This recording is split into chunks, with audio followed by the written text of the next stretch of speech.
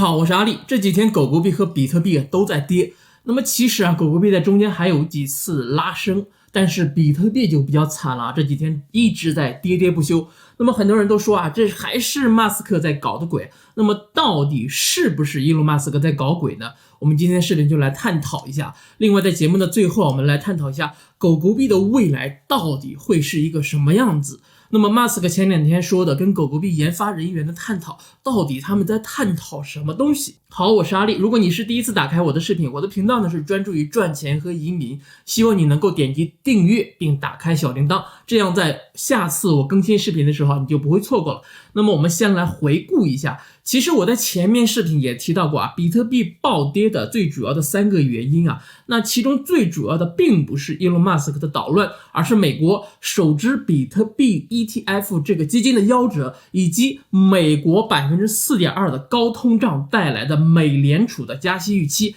那么比特币 ETF 基金的夭折这个消息还需要一段时间来进行消化。那么毕竟说这个最开始说上马 ETF 的时候带来了很大的涨幅，或者是说因为大家看到这个好消息而买了比特币的个人或者是机构在这个计划泡汤之后，他们需要把资金撤离场。那么这个逻辑大家都应该能理解。那么就是我之前看好比特币有这个 ETF 基金了，那么我就想买这个基金，或者是想买这个比特币，但是现在这个基金没有了，那么我买比特币的原因就没有了，那我就离场，就非常的简单直接。但是呢，很多人确实是根据这个逻辑来进行操作的，那么这部分的资金量应该是非常的大。那么今年2月份的时候，全球首支比特币 ETF 基金在加拿大上市遭到了大量的抢购，那么比特币也从2月初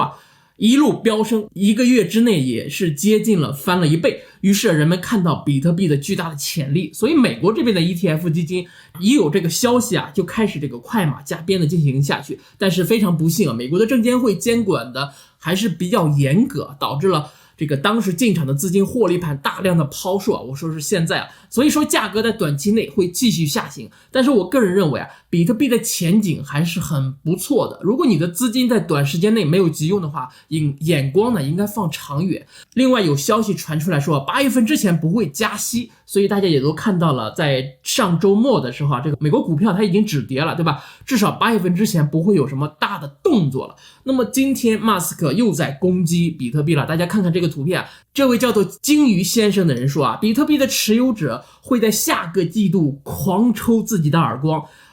为什么要抽自己的耳光呢？当他们发现特斯拉已经把剩下的比特币全部都抛售了。然后伊隆马斯克在这条推文的下面说确实是他说 indeed 暗指了马斯克会指使特斯拉将所有的比特币全部抛售，或者是说我们换一个说法，或者说不是说抛售，不是说卖掉，而是通过内部钱包转换的方式转换成了狗狗币，这也是非常有可能的。因为之前马斯克公开说他不会卖掉所持有的比特币，但是呢不代表他不转化成狗狗币，那么这个是可以说得过去的你不能责备马斯克这么做，对吧？那么我不喜欢比特币，我通过这个在交易所内部我转化成狗狗币，这是完完全全可以行得通的，也是说得过去的那么今天呢还有一个叫 Peter 的人大家看看他写了25条的长推文来跟马斯克辩论，说比特币才是唯一的去中心化的货币，并说狗狗币并没有真正的开发者。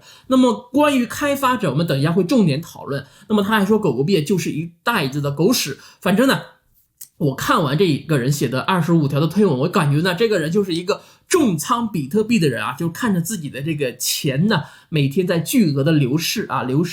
出现了巨大的心痛的感觉，就像一个小朋友在哭诉自己的心爱的玩具被抢走了一样。其实这个 Peter 的心态跟很多币圈的小白是一样的，他并不是比特币的信仰者，而只是一个投机者。那么真正的信仰者不会因为比特币的价格下降而着急，一个比特币它还是一个比特币那么我最欣赏的一个哥们儿是这么告诉我的，他说不是比特币的价格在浮动，而是法币的价格在浮动。比特币永远是比特币，而法币有一天会变成纸。那么说这种话的人，他才是真正的信仰者。所以大家看马斯克回复他的一句话就是如此的轻描淡写啊，他说加密货币所谓的专家，他就说这个 Peter 你这个人啊，你到底有没有听说过 PayPal， 或者也许大概我比你更懂资金。那么 PayPal 呢，就是马斯克之前一手创办的支付软件的这个公司。那么我们简单总结一下啊，比特币最大的空头呢，其实是这些短视的投机者，也就是所谓的这种加密货币专家，他们只不过是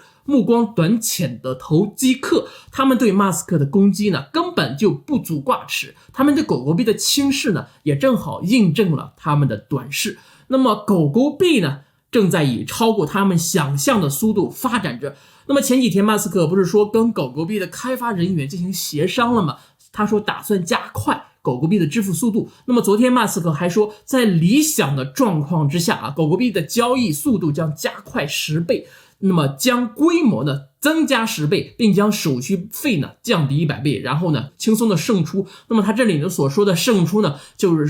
说啊，击败比特币，成为这个全球第一的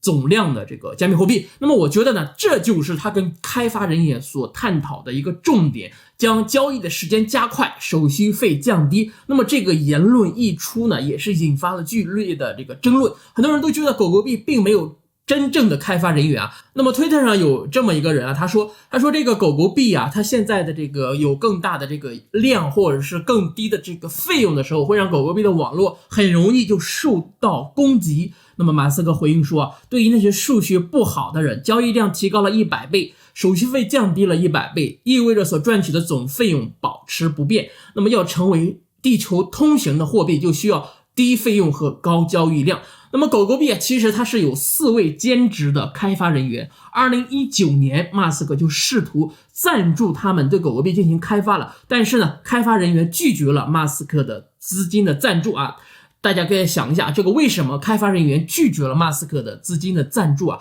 那么在这里面，我认为这4名的开发人员都是非常的尊重这个区块链的这种理念啊，就是去中心化，就是我们不要你的任何一方面的资金，因为拿人的钱啊，吃人嘴短，对吧？我拿你的钱，那么我是不是要听你的话？这就是背离了这个狗狗币的最开始的这个理念，所以开发人员拒绝马斯克的资金，我认为是做的非常非常对的。那么大家再想一下，2019年狗狗币的价格是多少？那个时候马斯克其实就开始布局了。那么然后很多人都还担心马斯克会不会放弃狗狗币，或者是说干脆自己开发一个货币得了。那么马斯克对于这种疑惑呢，昨天也是给了他自己的一个答案。他说，除非狗狗币不能达到我的要求，否则的话，开发一种新的货币真的是一件很痛苦很麻烦的事情。实际上我觉得痛苦倒不至于啊。那么加密货币的代码呢，它都是开源的，任何人都可以创办自己的加密货币。但是呢，你要想创办一个加密货币，然后在短时间之内让这个货币在全球排名第4，然后呢在全球又引发这么大的关注度，我觉得呢短时间之内至少2-3年之内都是无法完成的。那么我们刚刚也说了，马斯克布局狗狗币是在2019年，那么到底马斯克囤积了多少的狗狗币，我们是无从考证的。但是有一点，他就是想要狗狗币击败比特币，让狗狗币登上第1的宝座。那么我上期节目说了，这个思路没有毛病，是非常可行的。那么今天我们就不重复讨论了，没看过我上期视频的人可以点击我上面的这个链接去看一下啊。那么我们今天看到很多人在推特上攻击马斯克，但是没关系，这个攻击的逻辑都是因为马斯克攻击比特币所带来的一种副作用。那么我相信马斯克最后会胜出，因为我在马斯克身上看到的一个最大的优点就是利他主义啊。那么他所做的所有的事情啊，那么从长远的这个观念来看呢，都是有利于人类的发展的。那么只有这样的利他主义呢，才能够达到最大的利己。那么这也是我做视频呢分析狗狗币的一个重大的一个原因。那么我每天都在思考这些事情啊，那么我会把我思考的这种结论毫无保留的拿来分享给大家。那么大家喜欢看我的视频，订阅我的频道，跟我一起成长，那么这就是我所获得的一个巨大的一个回报。那么利他